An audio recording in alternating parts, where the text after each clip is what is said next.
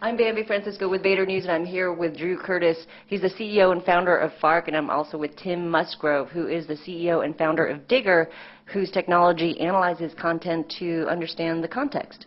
And both Digger and Fark have just announced a partnership, so gentlemen, congratulations. Yeah, thanks a lot. Yeah, he's buying, by the way. Absolutely. So I wanted to start with you, Drew. You're partnering with Digger because you want to organize and repurpose your content. You want to broaden it out to a larger audience and make it more accessible to your current audience, correct? So how are you trying to reorganize your content? Yeah, well, to put it in plain English, people who read Fark on a regular basis know that a lot of times the taglines have nothing to do with the actual article themselves.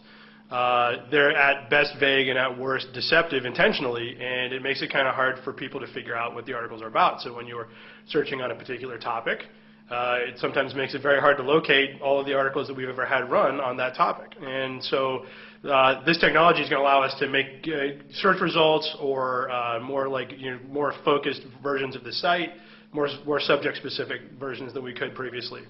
Okay, I was going to ask Tim a question, but I want to ask you about an example then. Talk about this particular headline and how you plan on making that more accessible to a broader audience. Yeah, so the headline is it's one of our favorite teacher goes wrong articles that we have every day. And this particular one, the headline is high school math teacher arrested for tutoring student on what is 210 plus 210. Now that'll take most people a couple seconds to get anyways, but if you went up and searched marijuana use, you're not going to have that popped at the top, yet that's exactly what that article's about. So then you're going to categorize a bunch of articles about marijuana. Yes, or if that happens to be what people are looking for, or if you're looking for math teachers gone wrong, or, which is a popular subject in Florida these days, you could pull that out. Otherwise, you would have no idea that that's actually a problem. Okay, this sounds like a lot of work. Clearly, it's a lot of work, or you would have hired a bunch of editors to do this, so Absolutely. You're not going to do this. But this could be an editor's job. At one point it was. So how many editors would it take to actually do what you're going to be doing? Well, it would take an army of editors to do this manually, which is why almost nobody does it manually. But in that article, our job is to come in and our tool to determine that what that article is mainly about is marijuana. And even if they say Mary Jane or some specific type of marijuana, and of course I don't know these, what would one be? Somalian or something like that. That was plausible. Right. That our tool is supposed to, say that, the many things the article mentions, it's mainly about marijuana. Pass that back to Fark. So you can imagine how many editors it would take. But I don't think we're putting editors out of work because editors hate coming up with tags for articles. They usually think of their job as something else, and organizations that try to get editors to do that usually don't have very good luck, and they usually realize it's going to cost a ton of money to do it manually. So what we're really doing is enabling something. I don't know, Drew, did we put any of your editors out of work, actually? Yeah. In fact, all the editors that we haven't hired yet, which we are now planning to fire. So good job, by the way. No, actually, that's the thing is that editors are busy. They got stuff to do. My experience watching journalists is that most editors have about 2 jobs to do, like for each one person, and this now would reduce them to 1.5. Turns out we have no editors, so this works out great for us because you don't have to go that route in the first place. You have a lot of editors for free, so you could have probably hired an entire army to just do it for you. You'd think so, but no, actually, we don't have any editors for free. We have submitters for free, but we actually do our own editing in-house. Okay. Sort of. How is this going to be presented? How is the new information going to be presented? Is it going to be are you going to have a new category page? What's it going to look like? Yeah, well, basically, we're going to have it in 2 different ways, at least off the top of my head. The first way is going to be when you search, the search results are going to be a whole lot more accurate because, like, for example, the math teacher, that's going to come up if you're looking for teachers that have done dumb things in the last 24 hours. On top of that, if you were more subject-specific, if you're looking for articles on gaming or a particular video game like World of Warcraft, for example, you could pull all the articles on that and then continue to just watch that feed.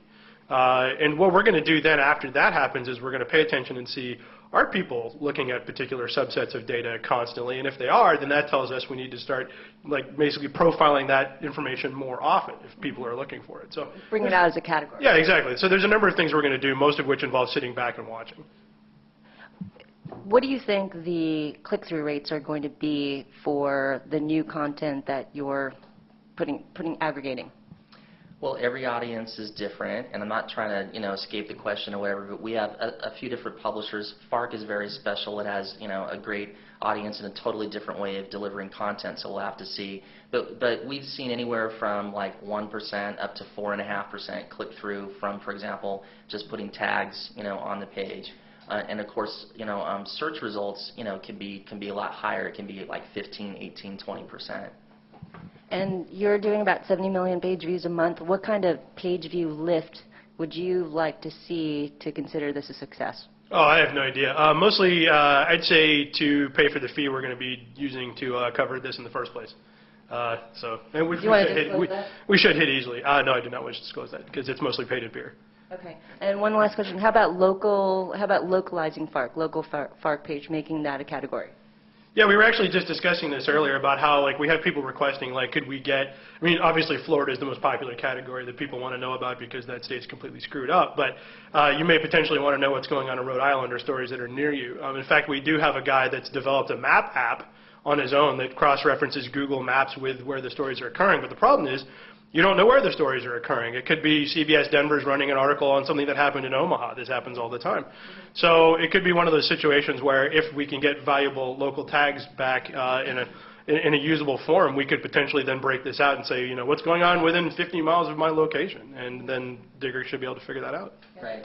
That's where we can come in is we will pull out, for example, to give an example from where we live here, Menlo Park, Palo Alto, and so on, and we will also say that those are all under Silicon Valley. So a little bit of geographical name grouping and so on is one of the things that comes. Okay. Now, I know working with Fark must be, this is a great partnership. They do 70 million page views. They produce tons of volume, but it's also an interesting site, a non-news website. So are there any specific challenges or that particular to Fark versus, say, a traditional publication?